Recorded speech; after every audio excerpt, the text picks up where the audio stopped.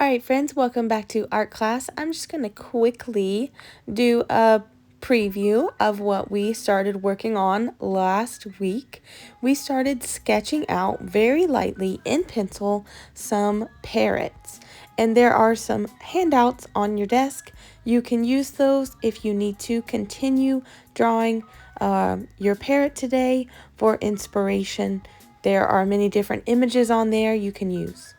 Also, don't forget, your parrot is somewhere. Think of a space or a place for your parrot or parrots to be. I'm placing mine on a stick. So think about that as well. Today we're going to be adding in color. Before we add color, we need to make sure that all of our pencil lines stand out. So you can use a Sharpie pen, or you can use a Sharpie marker at your desk to trace over your pencil lines. When you're completely done tracing over your pencil lines, you can go back over them with an eraser and erase any unwanted pencil lines. We will be adding paint on top of these today. So the Sharpie pens and the Sharpie markers do very well with not bleeding the lines of the paper. There will be two different materials we're going to use today to add color to our artwork. Think about your color bird that you wish to do versus the background that you wish to do. So try to do a different color bird than you would want for your background. We will be using watercolor sets and gel crayons. These gel crayons kind of have a consistency like makeup or a very soft oil pastel. When you use them, you don't have to shade in an entire area. And I was going for more of like an ombre bird with light, warm colors blending into darker, warm colors. These gel crayons are really amazing because you can actually take a wet paintbrush on top and turn them into paint.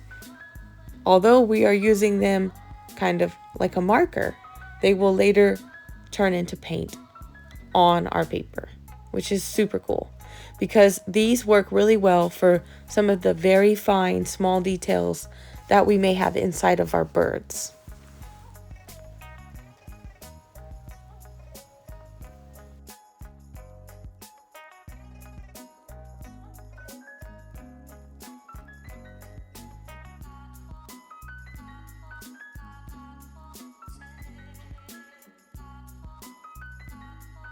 When you're done using the gel crayons, then you can turn that color into a paint.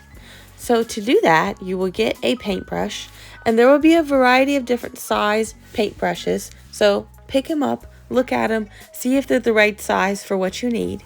You're going to dip the paintbrush into the water cup and use the wet paintbrush on top of the gel crayons, and that will activate that color and make them turn more into a watercolor paint.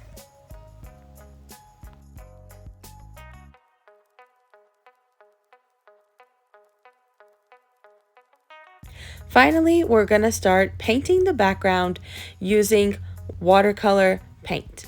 You would use this in large areas, and I am only waking up, which means I'm only adding water to the paint palettes that are cool colors because I did warm color birds. I want them to stand out, so for my background I'm going to do cool color for the background. I'm also using the wet on wet technique, which means I'm getting my paper wet first before applying the watercolors. You can actually mix colors in your palette at the top. So if you want to blend and create your own color, watercolor, you take a little bit of one color, put it at the top of your palette, rinse your brush, get a little bit of a different color, and then you can mix them and create your own color at the top of the plastic. Watercolors need a lot of water.